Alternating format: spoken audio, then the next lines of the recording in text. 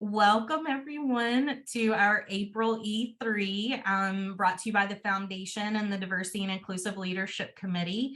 My name is Amy Fitzpatrick, and I am the Director of Marketing for IEVM. I am here solely to welcome the panel and to say thank you for joining us today. I don't want to take up too much time, so I'm going to go on ahead and immediately turn it over to Miss Evelyn Ingram, who is a wonderful member of our DILC committee and very much committed to the efforts that IEVM and this committee has ongoing in regards to diversity, equity, and inclusion. So Miss Evelyn, I'm going to turn it over to you as our moderator and allow you to introduce the panel to everyone. Thank you. Thank you, Amy, and thank you to everybody joining. Thank you to our stellar panelists that are joining us today as well. I have enjoyed knowing these stellar people in different circumstances, being on different panels, being in sessions that they've led, having conversations with them, and I know that you're going to enjoy hearing from them and learning from them as much as I have. So if I may, we've got Scott, and Scott Galbraith is a professional in the performing arts sector who has had many leadership positions. I'll let him tell a little bit about himself in just a moment. We have Chacara Harvin, who is with the Charlotte Regional Visitors Authority, and we have Zomo, who is working with us at IEVM on our own kind of self-analysis and initiatives. And so, Scott, if you'll start by just giving a little bit about your background, and we'll kind of go around the room. Sure, thanks. First of all, thank you for inviting me to be a part of this conversation. I very much appreciate that. As you said, I've been in the industry for quite some time, started out as a performer, moved into management. I don't even want to think about how many years ago, but have been in management positions for probably about almost 25 years, I guess, working at various performing arts centers, largely overseeing programming and education teams, but also taking on additional work along the way, including at one of my more recent venues, helping to lead the diversity, equity, and inclusion efforts, and really starting to dig into that in a serious way. And I have now left the organization, which I still love, and I love the folks who are still there, who may be even with us today. But I'm now starting to work more as a consultant in the arts industry, and particularly with an eye toward helping organizations to implement DEI, to embed DEI work into their systems. Chacara? Hi, I'm Chacara Harvin. I am the brand tourism manager at Charlotte Regional Visitors Authority. So that is destination marketing. And I help lead the efforts for multicultural tourism as well as arts and culture. And I started my DEI work with the organization 3 years ago. So we started off as a DEI task force, and we revamped our diversity and inclusion committee to which is now the diversity, equity, and inclusion committee. And that's where we are today. Zoe? Greetings. My name is Zomo. I'm an independent consultant, or I refer to myself as a strategic EDI, equity, diversity, and inclusion consultant. I start with E because I put an emphasis on equity and believe that diversity is an outcome. As Evelyn said, I'm working with IEVM, and when I take on clients, I really do focus on strategy and how we can make measurable and sustainable differences. So I'm happy to be here, and I'm in Smyrna, Georgia. Very good. And so as we kind of spend this next hour together and try to unpack the topic and the process, right, of getting an initiative started in an organization, we have to start, in my opinion, by acknowledging that the topic is one that is laden with a lot of history, a lot of pain, and a lot of passion. And it requires, in order to be able to have a true program that reflects your membership, your organization, there's got to be a lot of transparency, and that's risk-taking in terms of disclosing personal aspects that go beyond what may be physically apparent. So as we start to unpack that, one of the first steps would certainly be to define what diversity and inclusion and equity mean. And so in your roles, how have you done that? What has that led you to? And Scott, I know that you have spent, several kind of iterations in your process in your previous organization. Let's all take a moment, just kind of talk to that, the primary and then the secondary elements that make up those terms. Sure. At the venue that I was just working, where I was helping to lead the DEI effort, and it was not a solo lead by any stretch. There were a couple of us who were leading, and then because of the pandemic, it sort of winnowed down to be in a position of leadership. But we had a very large committee, and one of the subcommittees was tasked with defining each of those terms individually, because so often we say DEI or EDI, but in fact each of those is a different word with a different meaning and a different set of strategies to affect those goals. So we had a committee that looked at best practice, or looked at other examples of organizations and how they had defined equity, diversity, and inclusion. And then we had specific definitions written to our organization, so that they were reflective of our culture, of our work. And then in addition to the definition, we wrote a why statement as to why this is important, or why it's of value to the organization as well. And then what came out of that was also an addendum, if you will, to the mission statement that was effectively a mission statement for the DEI effort, but it was grammatically written to be dependent on the mission statement. So standing alone, it didn't make sense. It had to be in conjunction with the mission, which effectively embeds it in the mission. So that was the work of that committee. Mm-hmm. But we took a committee approach. And Chacara? Yeah, and I should also start off by saying our diversity and equity committee started in 2004. So my role in this is more recent than what it actually has existed within the organization.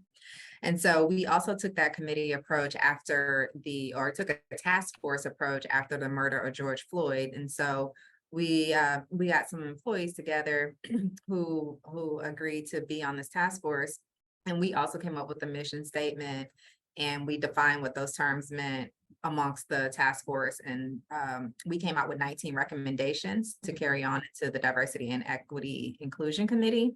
And so we had to lay some of that groundwork as well, kind of like to revamp what we already had laid the groundwork for.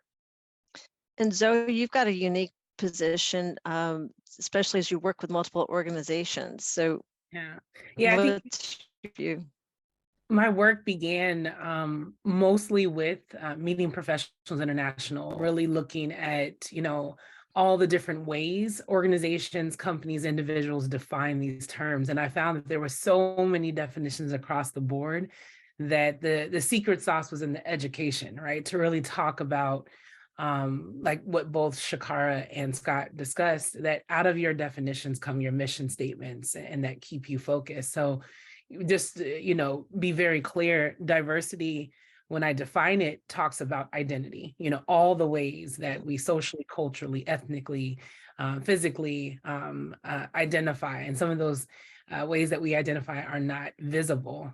And then when we talk about equity, we're, really, we can define it as fairness, and people do talk about, fairness, but really I look at more of a distribution of power, equitable ways that we distribute power, and making sure that people are given and have an understanding of people's different backgrounds, and how social economic barriers or the way that they identify can hinder their access and how they get power. And inclusion is really that definition I like to sit with, because it's about access and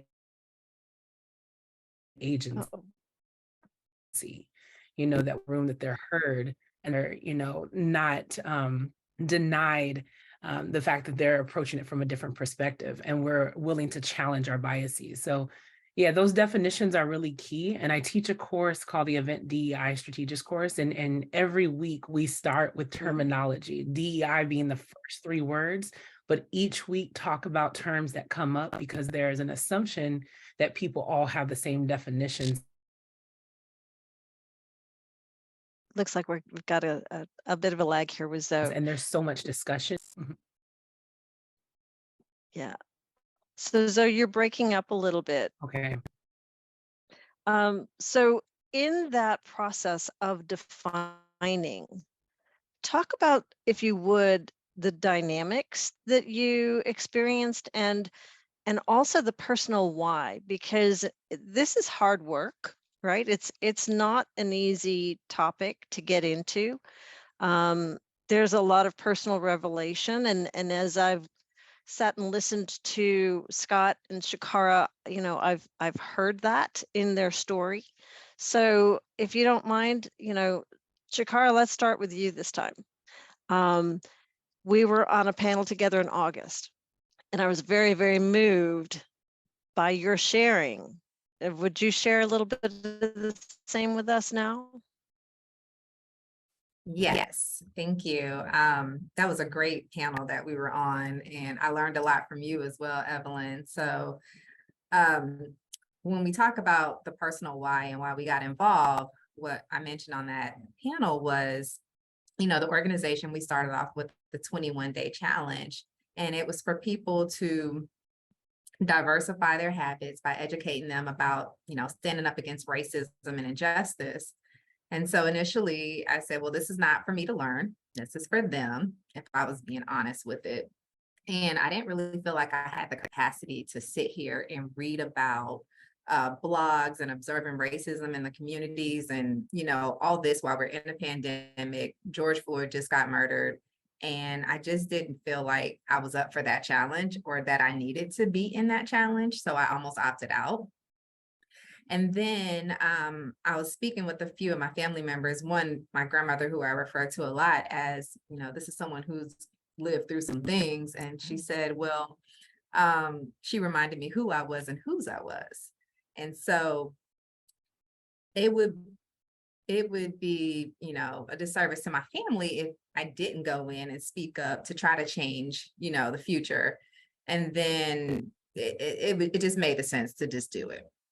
And what I shared with you on that panel is what I actually went into the 21-day challenge and share with my coworkers. And so I'll share it with you all so you can understand the impact of what I said and, you know, what they heard from me.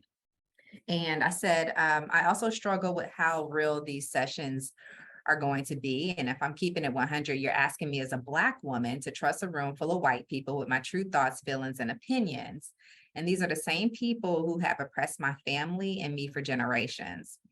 So please understand it's not easy and that's heavy. And I feel like, you know, like I just mentioned, darn if I do and darn if I don't. And if I keep it real, I face continuous implicit bias. If I don't keep it real, I'm sorry, I face continuous implicit bias, covert racism, and possible retaliation, and even being blackballed. And, you know, this is my livelihood. I'm coming to work to do this, and this is volunteer. And if I don't keep it real, my voice will not be heard and we don't move the needle. So we simply don't get to make these decisions lightly without considering these ridiculous consequences that other people don't have to think twice about. And this is why it's hard when you're doing something for the culture. And, you know, I also referenced the other day is that, you know, no problem can be solved from the same level of consciousness that created it, right? And so you have to kind of go in and do the heavy and hard lifting, but also for any organization that's getting into this or that's already in it, you also have to keep in mind the heaviness that we already as Black and Brown people are carrying into work. Mm-hmm. And so there has to be a level of balance with, you know, how we go about that. I love that the consciousness statement that you shared. Very important. Scott, do you want to add to that? Well, I can't add to that, certainly. I can sort of give you a health track. I wouldn't even begin to try to add to Chacara's testimony, if you will. But my entree into this, at least in my last organization, came really out of a strategic planning process shortly after I arrived, the existing strategic plan had expired, and my boss, the president, had said, listen, you're new to the organization. Why don't you have a hand in leading this? Because people will get to know you, you'll get to know the organization. And out of that process, it became very clear, almost to a person, that diversifying the organization and what we put on stage and having more an audience that's more reflective of the total community, and was very much a key priority. So wanting to activate a DEI plan and create one and activate it was embedded in the organization's DNA, if you will. That's very much who we are. They are. My entering into it personally, I kind of felt compelled. I mean, I've much of my life has been involved in trying to amplify voices other than my own. I don't say that from a righteous standpoint. Just looking back, I noticed that there's a little bit of a history there. More specifically, recently, I was compelled to do it. I think partly because of the strategic planning. I think there was a sense of trust that was developed toward me. And when people had concerns about some of the DEI work that was being done, my phone started ringing and my text started going off, and people were saying, why are we doing this? Help me. So my stepping into a leadership role really came from the staff themselves asking for information, for not guidance necessarily, but inviting me into that role. Thank you. Does that address you? Mm-hmm. Okay. So do you want to? You're back. I'm good. I want to make sure that Wi-Fi isn't acting up. Yeah, I think, mainly for me, like you said in the beginning, I come from this different perspective, and it's just, being able to manage conflict in these rooms. I think, Chacara, you really touched on it really well, that we this work. And is there a delay still? It comes and goes. It comes and goes. I really do apologize. Okay, so I'll talk slowly if that works. But I just want to reiterate what Chacara said. It's the emotional labor in doing this work. It's and that's for all parties, represented. You have, I've been looking for this way. There's also prescribed ignorance where people are not knowledgeable about the terms being used, about the history, and that assumption, along with what people have endured, meet in the room. And there's a lot of conflict there. And so doing this work from the perspective of a consultant, or even if you're on a committee or a chief diversity officer, there's a level of understanding that you have to have when you're managing projects. It's not just the outcomes that you're trying to reach. It's the emotional intelligence in the room. It's the knowledge level in the room. It's the righteous anger. So we can't approach this work like we do every other function, although we have to. There's another layer that has to be, like the title of the session, Unpacking. We have to unpack it while we're getting to those outcomes. And while quickly volunteer me to be in these roles. Now, I'll take it because I've trained myself and sought out the kind of education and academia and certification. But that does not mean that every marginalized person wants to take up this role. So it starts there in our understanding. But if you are someone who's selected to do this role, understand that emotional labor, understand the weight that you're taking on, and people who are receiving this from you have to understand that. So there's a lot of dynamics in that space. And that's why when I talk about equity, it's about, that power distribution, understanding those dynamics. Yeah. So what I hear everyone saying is that those in the room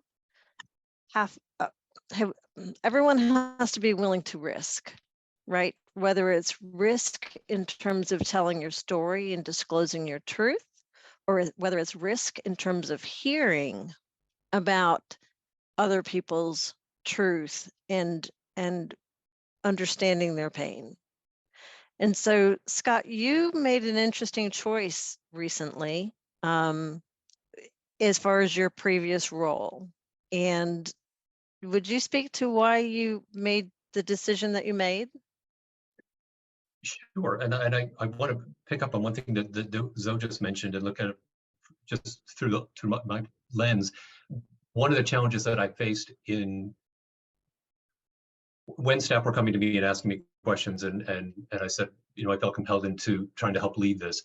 One of the challenges that I had to overcome was the how do I, as a white cisgendered white dude in his 50s, how do I lead in this space? Is it my place to lead? And ultimately, I had to come to the understanding that it wasn't a question of my having a right. It was my question of having a responsibility.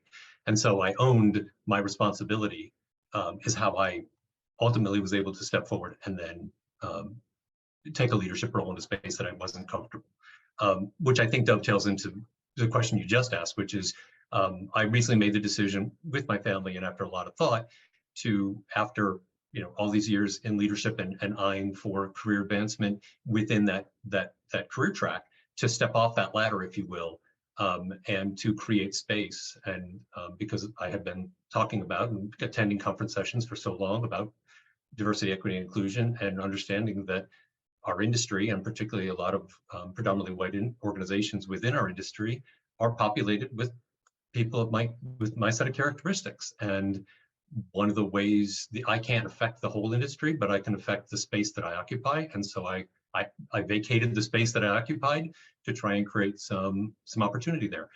Now I still have a lot of industry knowledge that I'm hoping to bring to other organizations through helping them with their strategic plans and supporting them in other ways.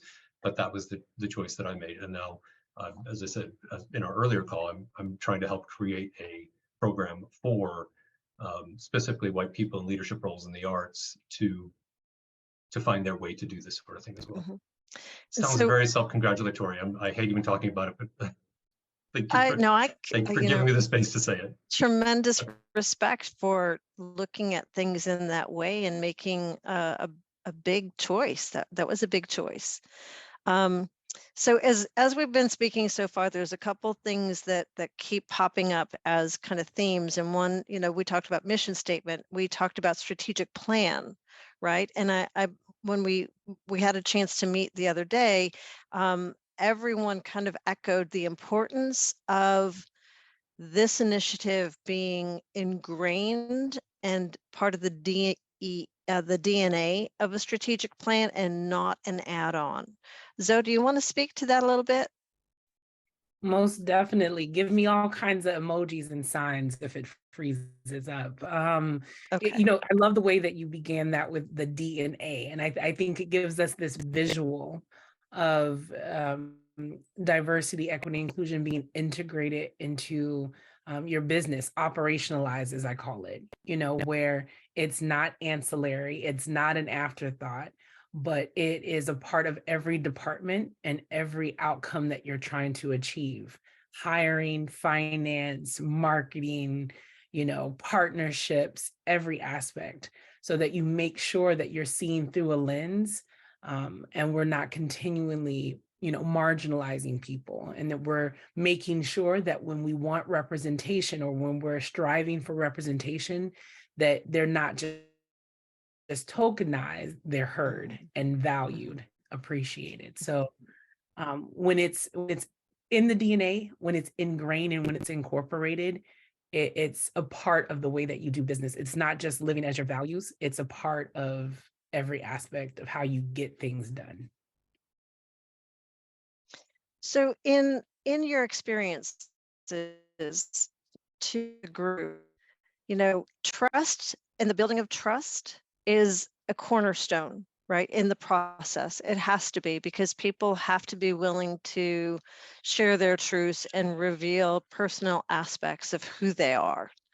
How do you get to that point of people recognizing that the process, the goal is not simply like, joining a current trend, but that it's real?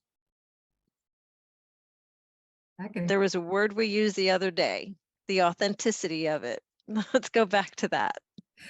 I'll start by saying, first, leaders are culture carriers. And so whether that's a good culture or a bad culture, the leaders are carrying that culture. And so it has to start with them and also build that trust and transparency. And so we spoke about it the other day about, it just can't happen within a year. It has to be in the DNA. It's in our core values. It's in our strategy. And you have to be consistent and intentional with those business initiatives to make sure that it's playing out in every single department.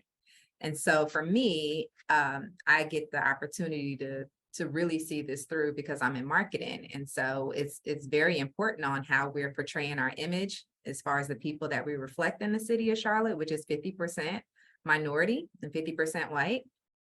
And we have to continue that engagement with other vendors that come within our organization, that work with us, that supply our needs, as well as that participation within our organization and changing the attitudes of employees to let them know this is serious and this is what needs to happen. So I say simply by leading by example, and that starts from the top, and that they have to be in the room, because if they're in the room, then other people are going to see that, they need to be in the room and that it is important. That's a great point, that the executive needs to be in the room. I like that.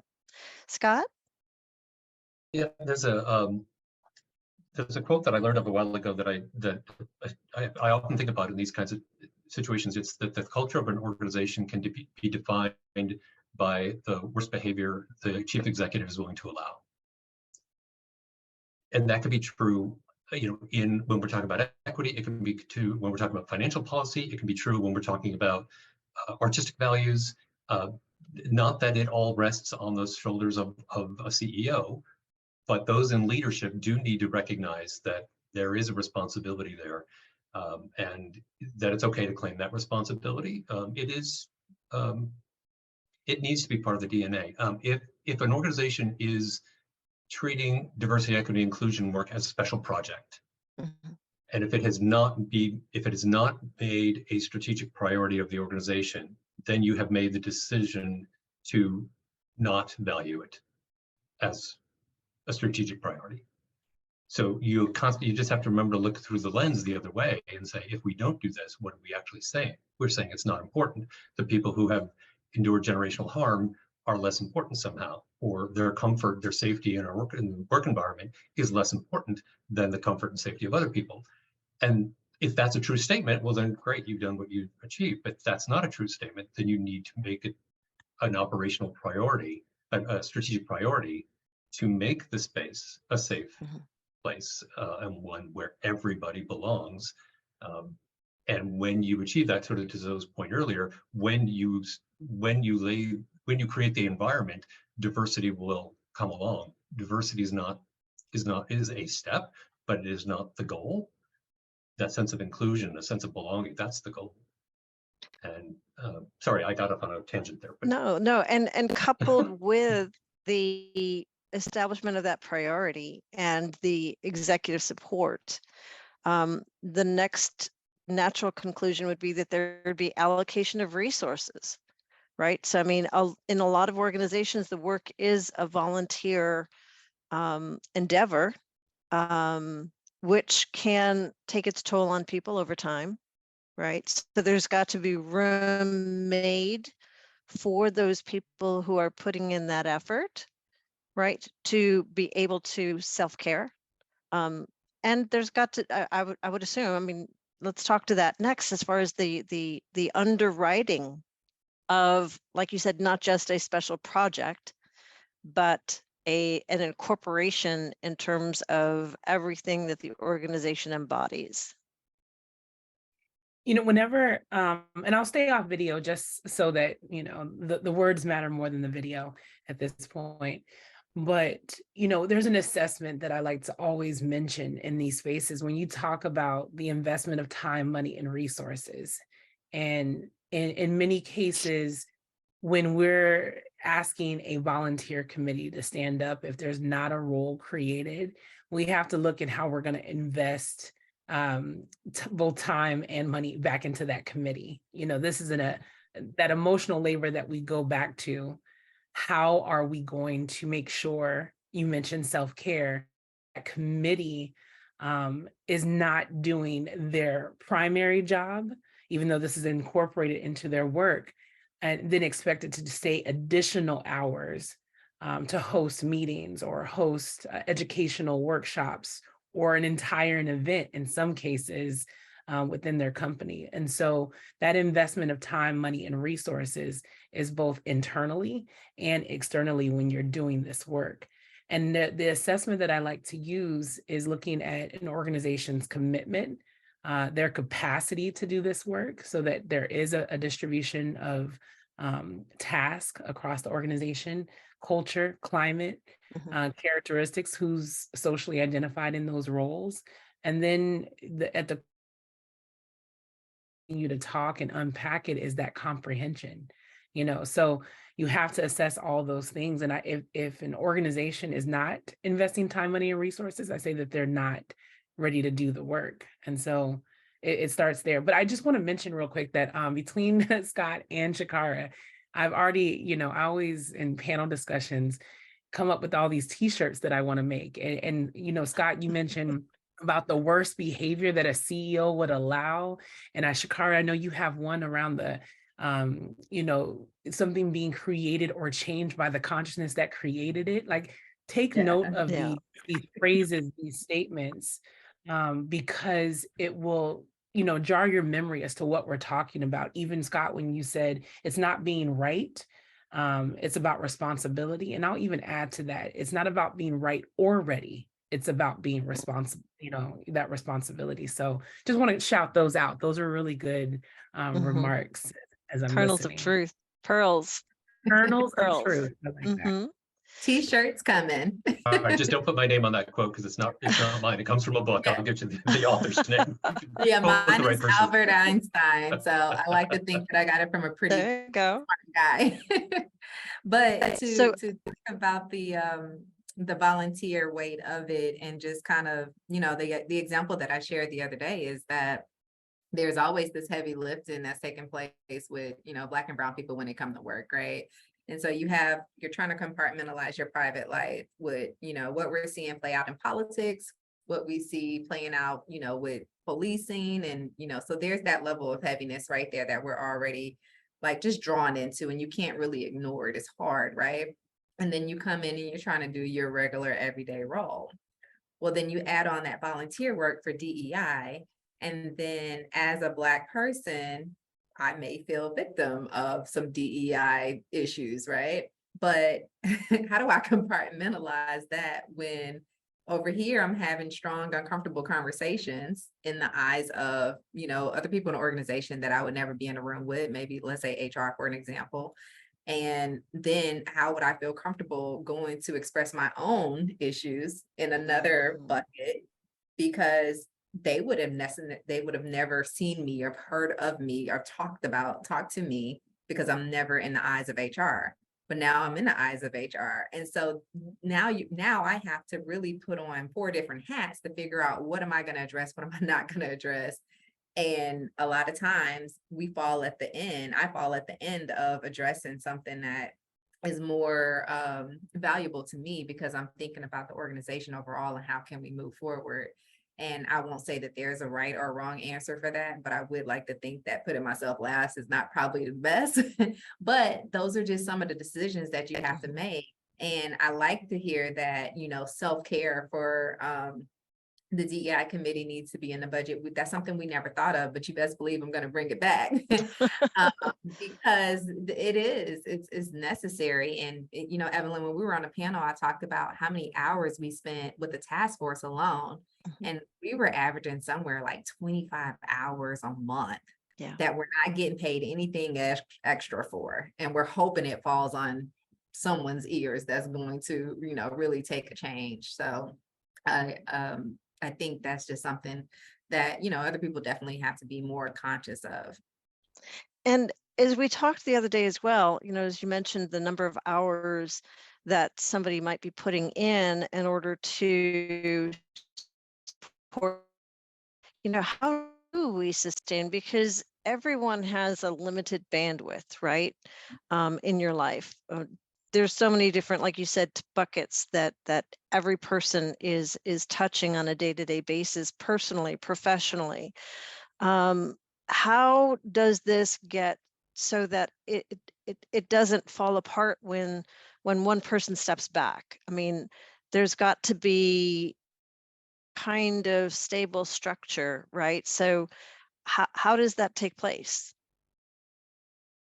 I think I mentioned before about Mhm. succession planning, right? And that in this, we build a strategic action plan when I work with any client. And in the strategic action plan, there is a column that mentions, who's taking responsibility and who you're collaborating with on a particular task that's feeding back into your overall objective. And in that column, you're identifying not only the individual by name, but by role. So then as you're integrating this into the DNA of how you operationalize DEI, a lot of acronyms there, you want to make sure that when that person leaves, that it becomes a responsibility, a part of their role.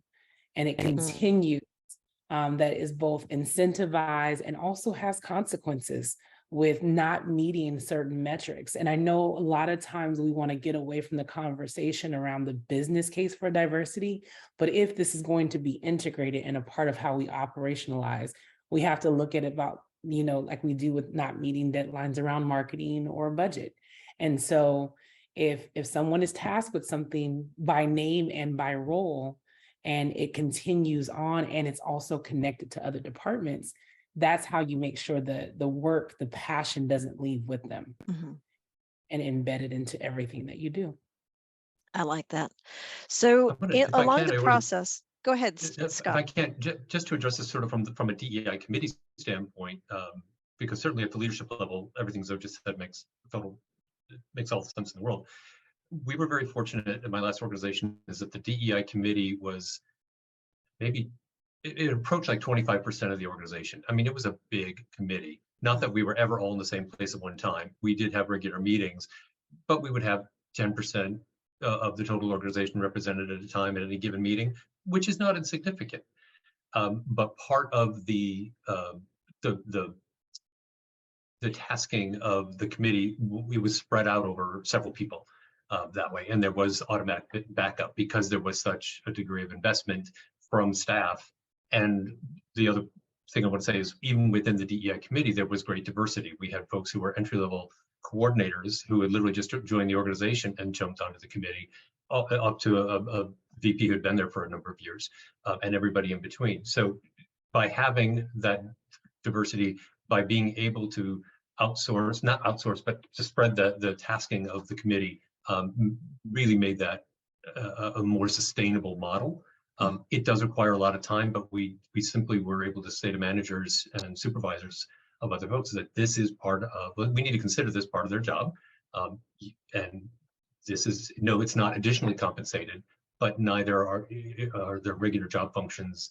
That workload that gets missed for that hour needs to be spread among the other departments in other ways. So we try to absorb it rather than making it additional.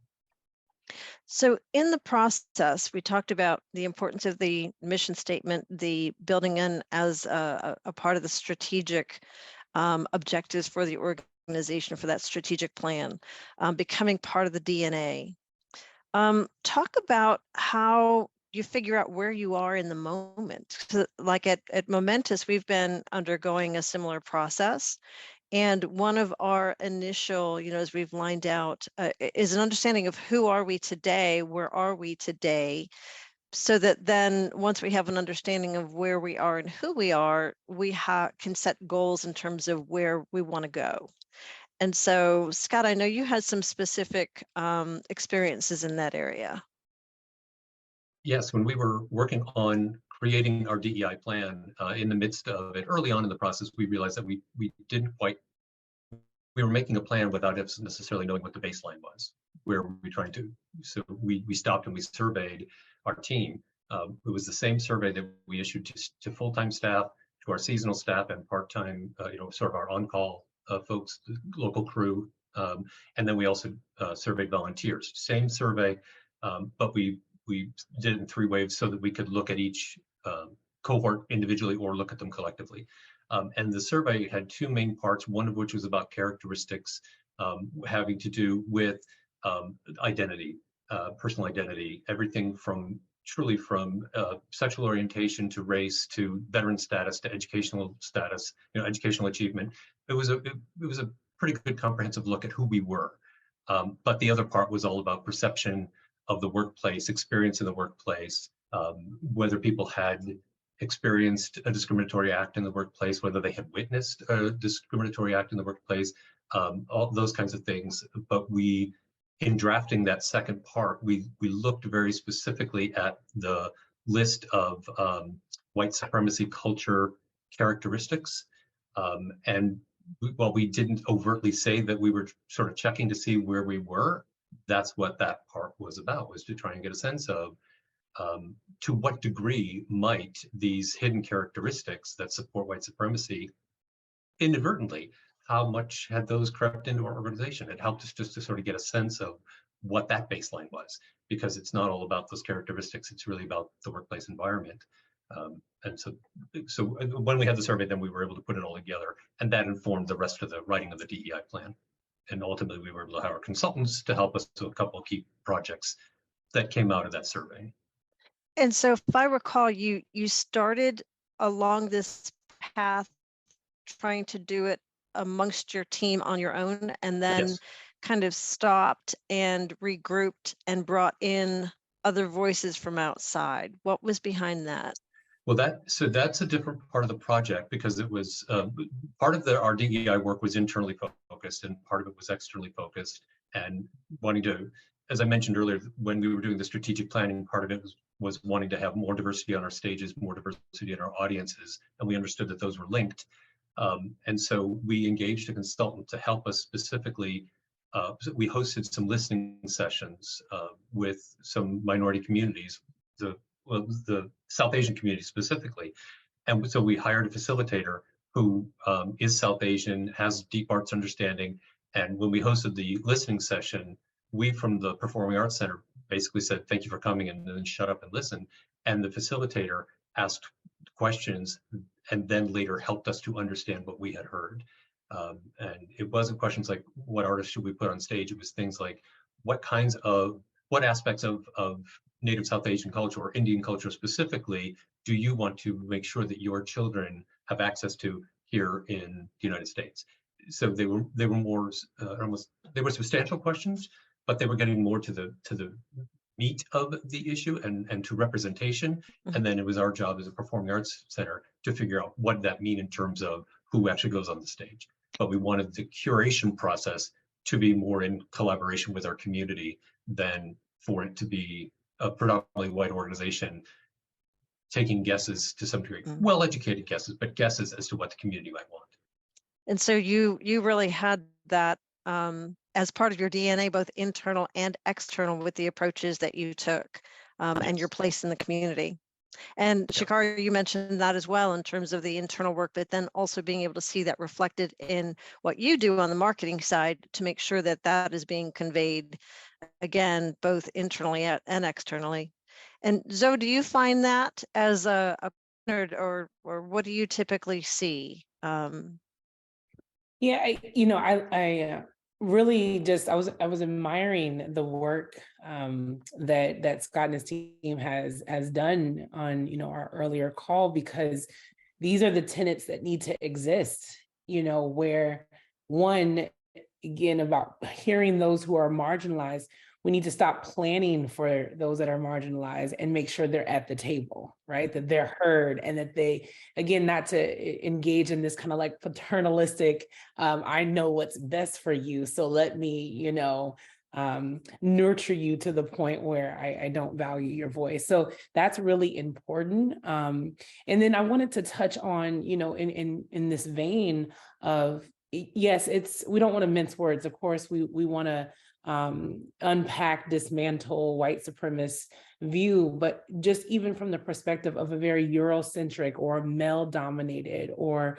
through ableism. We have to understand that oftentimes when we're making decisions, we often center it around a singular narrative. And the point of diversity is to realize that if I, as a Black woman who's a veteran, who's of a certain generation, I may inherently dismiss the view of someone from a younger generation or someone from a different region, you know, and so I have to be mindful when that decision is being made, if I'm taking into account, again, multiple diverse social identities. That's the goal. So yes, we want to acknowledge that DEI has its roots. We talked about the history and the pain that's there in civil rights and white supremacy. And over time, as different groups created that legislation and different laws passed, we're talking about not centering one identity in any decision or conversation, and opening up our view and perspective.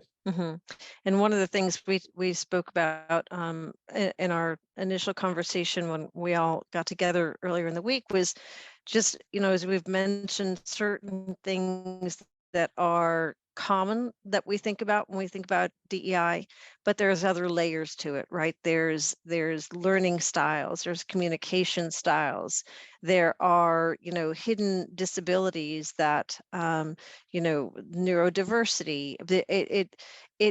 Diversity should be, I mean, it is so varied and there's so many layers that it should touch everyone, right? There's not anyone that escapes, whether it is personally or through a grandchild or a sibling or a family member. It should matter because it matters. So when we talked about, you know, DEI as a practice, it's a magnifying lens, right? yes. It is a tool that we use to examine ourselves, our own identity, our interpersonal relationships, our organizational ones, but also it's that magnifying lens that helps us within organizations to look at our practices and procedures. And so that's it. To your point, when you begin using that magnifying lens, you get a chance to step back and say, okay, we've done it this way because maybe this is who started the company, but now our globalized society is becoming more diverse, or we're identifying that there's more people who feel excluded or marginalized that haven't had the voice to speak up, and now they want to speak up. So we have to evolve, we have to change, we have to grow. And so use it as a tool to magnify how you can improve an opportunity for growth. And Scott, with the surveying that you did internally, where did that come from? Was that something that was already out there that you were able to avail yourself of? Well, I'm a big fan of not reinventing the wheel. So yes, part of it was based on a survey that we had found online. Again, our subcommittee, one of our subcommittees that was about data collection, went out and scoured the internet and found a couple of surveys, and there was one that was particularly appropriate that had been instituted at a particular college, and so we used the roots of that and adapted it for our specific industry and our specific needs. But so part of it was our own invention, and part of it was our creative adaptation. In But Chacara, it was how did SurveyMonkey, your and it was committee- anonymous. Which sorry. Yeah, go ahead. No. Yeah. And I was just gonna say it was anonymous, which I think allowed for the depth of response that we got. There you Yeah, go. I just wanted to chime in on Scott. I would love to see that survey, because what I like about what you said is it seems like you guys were asking questions that you weren't afraid to get the answers to. And I think that's most important. How we survey people and making sure that we're asking the right questions to get the right information, not the information that we want to receive. And so I really like that. And then, so you just mentioned about the different people and the characteristics, and it came to my mind about Kim Mulkey, the coach of the LSU Lady Tigers. And after they won the championship, I'm sure everyone has probably heard about it by now, against Iowa State. And she said, you cannot be afraid to coach personalities. And I'm not afraid to coach personalities. And that's what got them to the championship. And so I say that to say that, you know, as a leader that's going, like, you know, this is a white woman who coaches predominantly a Black team.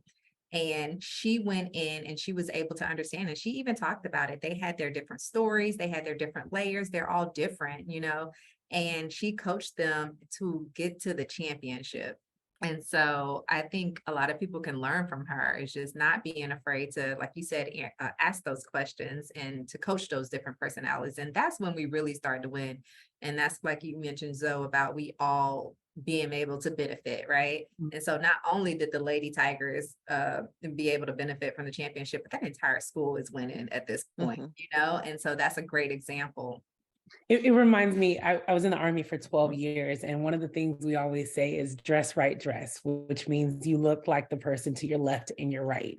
And as I get into this work and work with organizations, I often find that people think that DEI is about being dressed right dress. You know, it's about groupthink, and that's exact opposite. It's not about creating this boardroom where everybody's like, yes, we all get along and we're holding hands and singing campfire songs.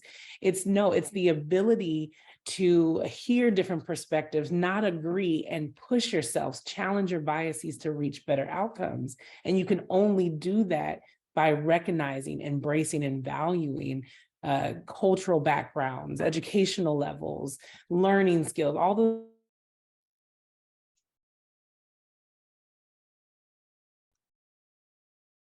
So you broke up again. So that we oh, there I go. It broke. Okay.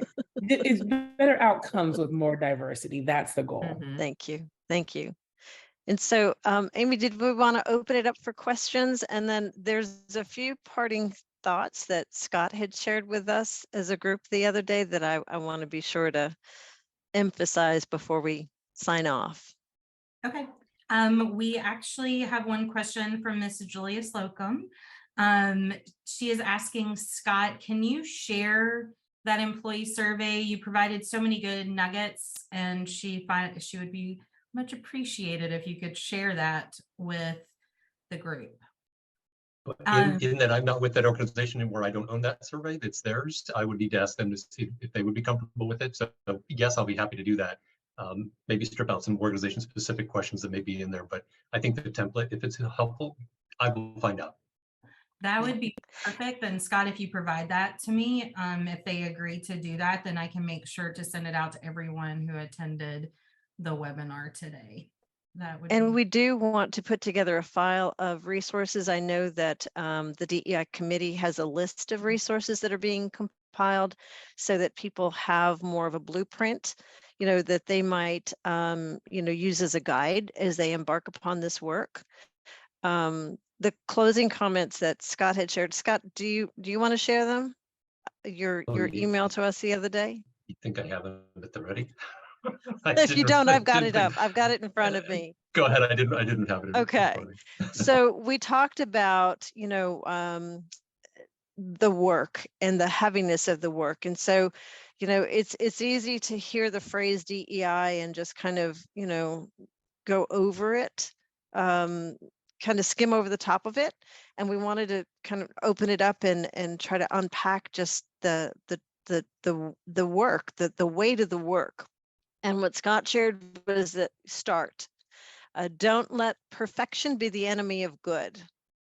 Regardless of how your DEI plan may be or how well resourced it is, it will not be perfect. Mistakes will be made. Emotional harm will be experienced. But guess what? Emotional harm is already taking place, and that touches me. So better that it occurs in the pursuit of good than the perpetuation of inequity.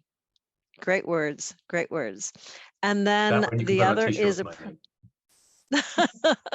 approach DEI as you would any organizational priority, opportunity, or challenge. Envision success, make a plan, a process that may require self-education, study of best practice, peer support, paid consultants, etc.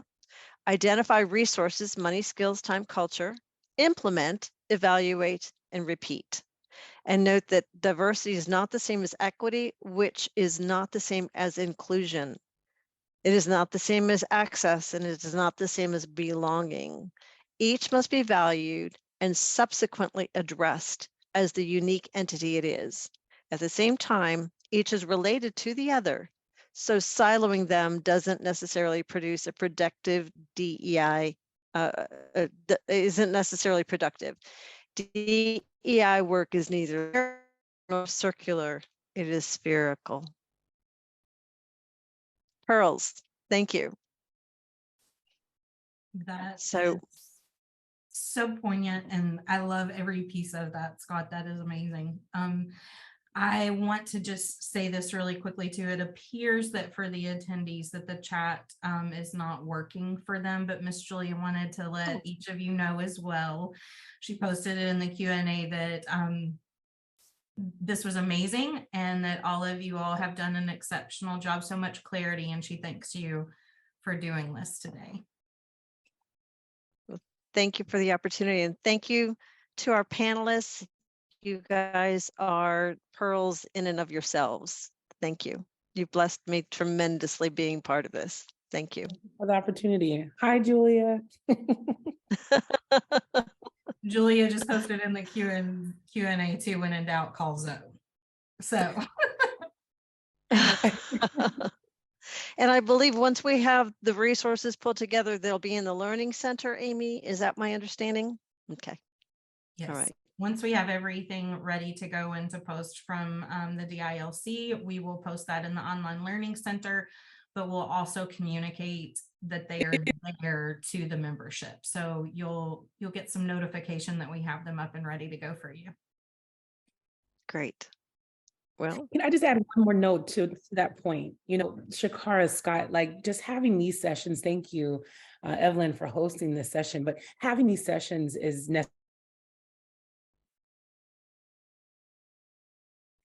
necessary for the leaders who are doing this work too. I call it my DEI therapy, to hear the work being done and how different folks are approaching it. So it's also a learning, opportunity for those who are involved. I agree. I'm sitting here taking notes just like the participants. So yeah, exactly. And maybe, a next step is to put together a channel on VenueNet that is people that are implementing or attempting to implement, so that there's kind of that exchange of, ideas and encouragement. Absolutely. I'm here for it. Sign me up. I do want to say, Miss Evelyn, we do have one more question. We have from Anna Nielsen. What advice would you give to DEI committees of volunteers trying to have the ear and needing resources from an executive level? How to present a case to the executive level? Ooh, my favorite question. Yeah. We're going to go over time. Go ahead. That is a great question. Yeah. It's definitely more nuanced than the way that I would respond. But this is when we talk about the business case for diversity. When you think about whatever your ask is, it has to be strategic. And the best way is to identify how your ask aligns with what your executive team is already working on, or a deficit that they have. So how are you adding value to a deficit, or how do you create a So an example, they have a high attrition rate, and you know that an initiative you're working on will help bring in more candidates that can possibly be hired into different roles. So you want to create alignment. So look for alignment opportunity, or value that you add fulfills a deficit.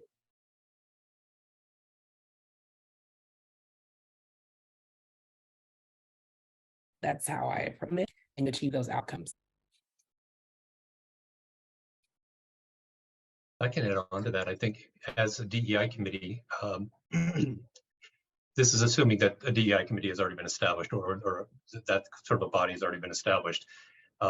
It's really incumbent upon the leadership, whatever that's called, executive committee, whatever that leadership team is, to make space on their agenda every 2 weeks, 3 weeks, whatever it is, every month, for a report out from the DEI committee, so that ideas can be brought forward, proposals can be made, funding can be approved. But it needs, again, it doesn't have to be that an executive is sitting on that committee, although that's usually great because then there's a direct correlation or direct connection. but make sure that the executive team is allowing time and space so that it is a strategic priority and it is a regular part of their attention. And therefore a regular part of their ongoing budget going forward as Absolutely. well. Yes. Yeah, and I would just add one more thing to that. It definitely helps having that ELT member on the committee with you that can say, hey, this is not going to fly, try this way. But once you get that really good sound recommendation that you're going to send up to ELT, copy and paste it and just keep using that same strong template that you know that's quick for them to read. They can easily understand it and you can get it done. And so that's been really our driving force with getting recommendations up to ELT and getting them moved forward. I think what Scott said earlier is so important too, is, you know, if this is what you stand for, then that's what you stand for. And if the choice is not to move forward, then that's a choice as well in terms of, you know, what you are willing to permit. Another t-shirt. These are quotable quotes. Write them all down, Amy. Please record these. You know, coming to a store near you. I'm telling you, these are good. Anna had one more thing. She just wanted to reiterate a thank you to each and every one of you for taking the time and space for today. It's been enlightening and encouraging. And that is our last thing that we have in the Q&A, Evelyn. So if everyone wants to give some final thoughts so we can be cognizant of everyone's time today and wrap up for the day. Maybe a last bit of advice, Yes. Chacara? Yeah, I think just asking yourself 2 questions before you get started or even in the middle of it. And, you know, what am I supposed to do and who am I supposed to touch? And, you know, you can even go on with that. And am I a part of the problem or the solution? And just become that faithful ally and just, you know, recognizing that, you know, you have a privilege and you may not have the same level of access as the person next to you. And so this type of work requires courage. And that is making a decision even when you're afraid. But mastery is when you can speak truth to power. And so if you can do all of those things, then you will be tired, but you will be successful with it. Yeah, I'll go to a quote. I love quotes. And I always say this one: when inclusion is the behavior, equity is a strategy, then diversity will be the outcome. And it's one that I lead with all the time. So if you put it on a t-shirt, just remember to write Zo. ZOE, grow with Zomo. But, you know, it's really important that it's a behavior. It's, again, back to being a part of our DNA, that you operationalize it in your own personal life, in the communities that you serve, and then in your workplaces as well. That this is an ecosystem in the way that we do this work. I guess there's so many pearls in this. I guess the last thing that I would offer is that just we need to remember that as an industry, it's a very visible industry, and it is a very powerful industry that we all work in. But when we're doing this kind of work, particularly when we're working in the community, we need to remember to decenter ourselves and not be the entity of power. When we did that listening session, it was not at our building. We went into the community and we actually went into somebody's home. So maybe that first meeting when you're trying to engage the community or trying to engage it is at their table, not your table. So my last thing would be to always be flipping the lens and look at it through the other side of the same lens and to determine, it's sort of like the eye doctor, 1, 2, 1, 2, which is the better choice for this situation. And that's my last pearl. Oh, thank you, Scott. eye doctor. Thank you, Zo. Thank you, Chacara. Thank you, Amy. Thank you.